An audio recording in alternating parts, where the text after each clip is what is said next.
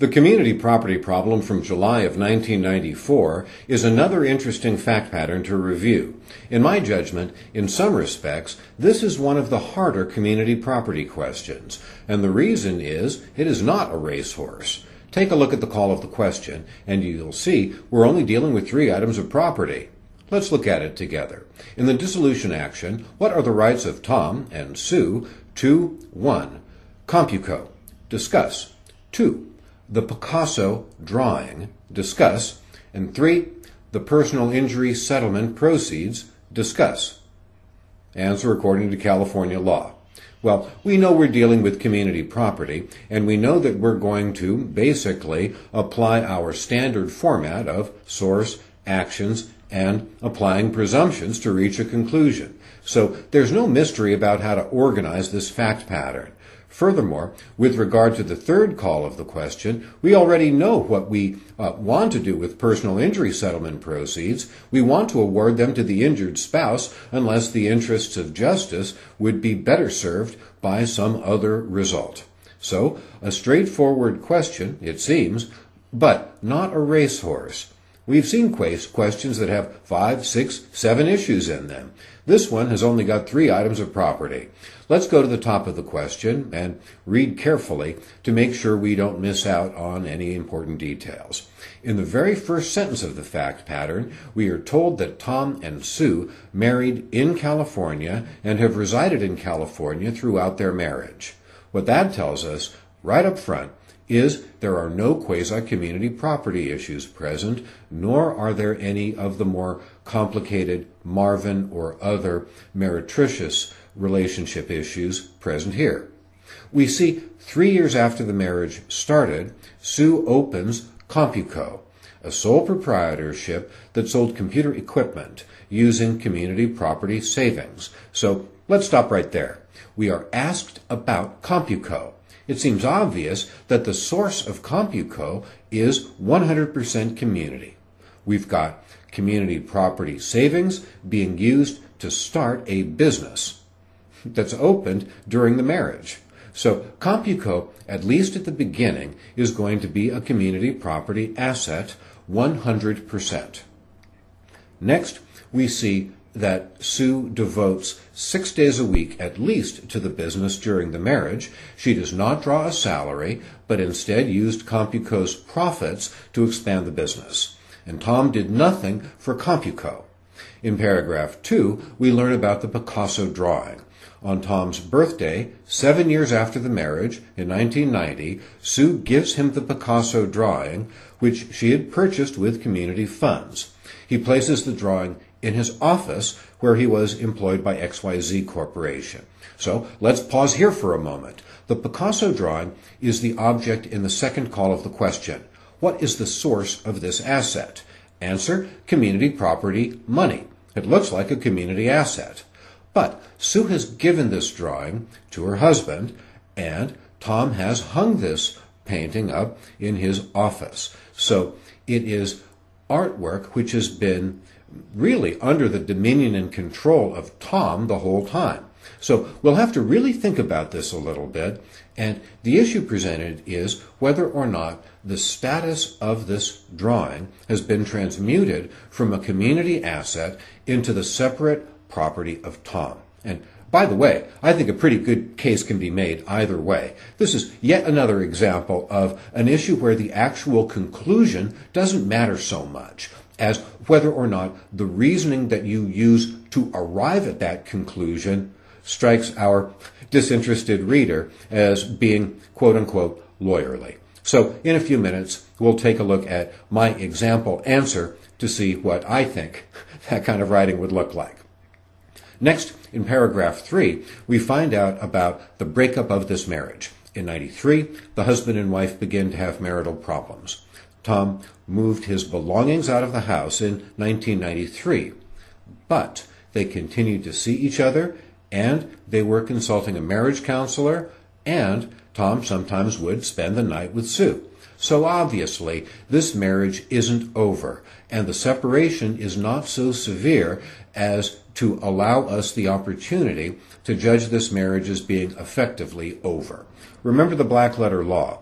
A marriage isn't over for community property purposes until a permanent separation has been initiated. And by the way, I use the phrase permanent separation without intending it to convey some legal imprimatur. A permanent separation for our purposes here is just the moment at which the husband and wife agree themselves that there's no chance of preserving the marriage. So as long as these two are in therapy, as long as the husband is sometimes spending the night with the wife, this is still a viable marriage. Maybe a dying marriage, but it is viable enough for community property purposes. We will not cease to consider their respective estates part of a community until a final separation. Next, in paragraph 4, we find out about this car accident in July of 1993, apparently after Tom moved out, but before they agreed that their marriage could not be saved. So, he is incurring significant medical expenses paid with community funds, and in November 1993, he settles the claim for $100,000. That's the settlement proceeds that we are directed to think about in call of the question number 3. In December 93, Tom and Sue concluded that their marriage could not be preserved. Okay, that's when the community property relationship ends, and a dissolution action is commenced. CompuCo has prospered continuously from its beginning. It is now quite valuable. The Picasso drawing is now worth $30,000. And now we get the call of the question that we've already had a look at. So take a look at the outline of issues that I present. And here again, I don't do anything that you're likely to find counterintuitive. With regard to each asset, the analysis is organized along entirely predictable lines. I focus on the source, the actions, and I apply presumptions to reach a conclusion. So take a look at the structure of my analysis with regard to CompuCo. I indicate that the source of CompuCo is community property. The actions I break down into several different line items based on the facts. The sole proprietorship characterization, Sue's labor, the separation, and the point at which they decide the marriage cannot be saved at all. And you'll see I'm using the facts as internal headings because they all relate to the same issue. Remember, when we can organize around the law, as in source, actions, and conclusions, we do it.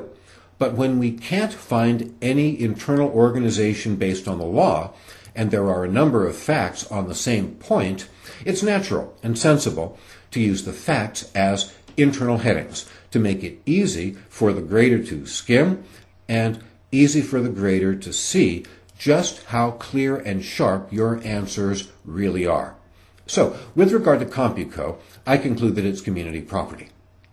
We move on to the Picasso drawing.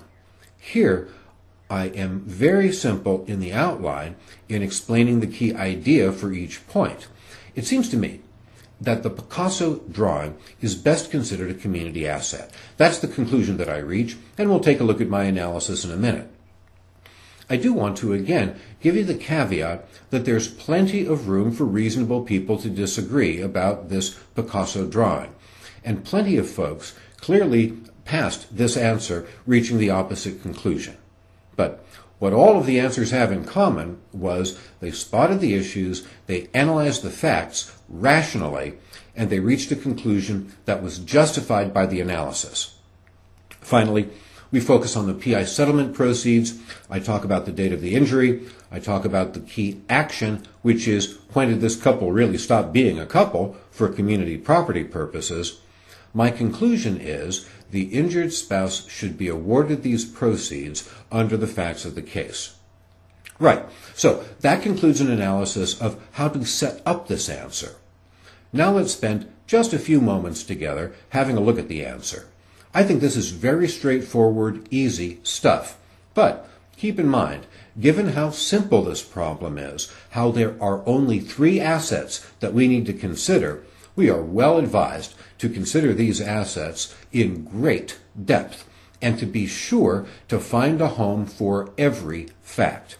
And as you take a look, you'll see I've managed to do that, and to do it without taking up even that much room. This is a reasonably concise answer in my judgment. Certainly it is compared to many of my other answers. But I think you'll agree it is thorough, it is reasonable, and the conclusions make sense. Take a look at the very first paragraph that I write. I lead with the facts. I talk about the marriage and how it is a California marriage and about how the dissolution is going to be governed by California law. I think these two short sentences are much more valuable than the ridiculous boilerplate that some of the corporate bar review people are trying to foist off on an unsuspecting public. Okay, that wraps up a very quick introduction. It's a California marriage. It's being dissolved in California. California community property laws are going to directly apply. So next we focus on CompuCo. We look at how under source I fit in all of the relevant facts and I apply the presumption up front. We'll presume it to be community property, but let's look at the actions. Although this business is characterized as a sole proprietorship as opposed to, say, a partnership or an LLC or an S corporation or a C corporation, characterizing this as a sole proprietorship doesn't change its community property nature. I'm able to wrap that up in 3 fairly quick sentences. With regard to Sue's labor, every minute of labor that she spends also is community property. She doesn't draw a salary, but her labor is a community asset. And nothing that was done by Sue gives her any separate property interest in CompuCo. Everything about this business is a community asset. We've got a tentative separation in May of 1993. I focus carefully on the facts, and I indicate that despite this physical separation, CompuCo is going to be deemed a community property asset even after May of 93 because the husband and wife are still trying to preserve their marriage. In December 93, they conclude that the marriage can't be saved, and that's a separate heading in my analysis of CompuCo. And so here we very briefly touch on a reverse Van Camp-Pereira analysis because at the time of the permanent separation, we have the separate property, labor, of the wife being applied to a community property asset. And she would be entitled to compensation for any increased value that that labor would give her. The bottom line, I consider CompuCo to be a community property asset. Sue will be awarded CompuCo. There's no reason to deny the owner-manager spouse possession. But she's going to have to give her husband a note for his interest in this asset, and she's going to have to pay that note off over time. We are going to require both spouses to receive reasonable compensation for the asset without engaging in any conduct that would ruin the asset. So I spend a fair amount of time working on a conclusion with regard to CompuCo. Take a look at my analysis, and I think you'll agree that it is fairly insightful, but also accurate with regard to the black letter law. Given how thin this problem is with regard to the number of issues, we really have to nail them down carefully. And I think you'll see that my analysis here at the end of our section on CompuCo, in that section I live up to the promise that I made earlier about showing you good analysis. Next, we move on to a consideration of the Picasso drawing. And here again, I'm not doing anything especially clever or innovative, but what I am doing is I'm presenting an answer that is comprehensive with regard to the facts and accurate with regard to the law. I conclude that this painting is probably community property. It is possible that we could interpret the exact same facts and reach the conclusion of 180 degrees different. That analysis would go something like this.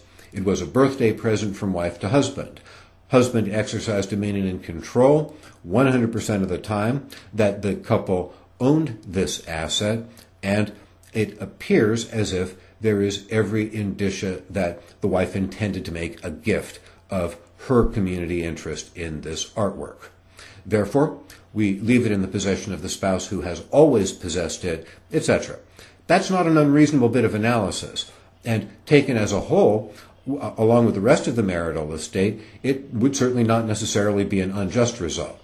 It just isn't the result that I reach in my consideration of how the law would treat the facts that we are given. Next, we turn to the personal injury settlement proceeds. This is an issue we've seen already before in this seminar, and it's one we are going to see again, as a matter of fact. Once again, we have to focus on the date of the injury, and again, we have to wrestle a little bit with the date that this marriage really stopped being at all viable. And by the way, I think the later date is the clear, correct answer to that inquiry. So, you'll notice under source, I lead with the facts. I talk about the injury, and I indicate that this marriage had not completely failed at the time of the injury. With regard to the actions, here we've got to focus on the dates to try to figure out when these parties really stopped being husband and wife. Again, I say the better answer is the later date. So the conclusion I reach is that Tom ought to be allowed to keep all of these PI settlement proceeds. Also, look at the very last paragraph that I write in my answer about this fact pattern. Here again, I allude to some discussions earlier in the answer where we talk about CompuCo.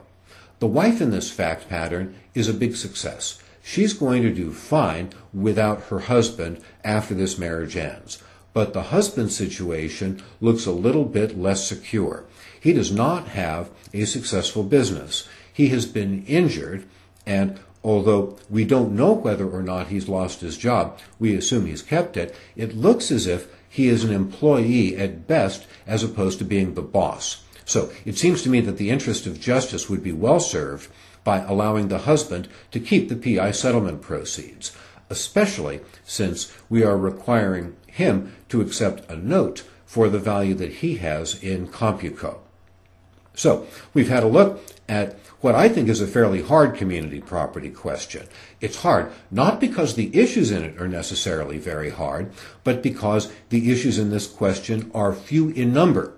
And what that means is we've really got to be sharp on our analysis, we've really got to cover the facts unambiguously, and we have to reach conclusions that make sense and which follow from our analysis.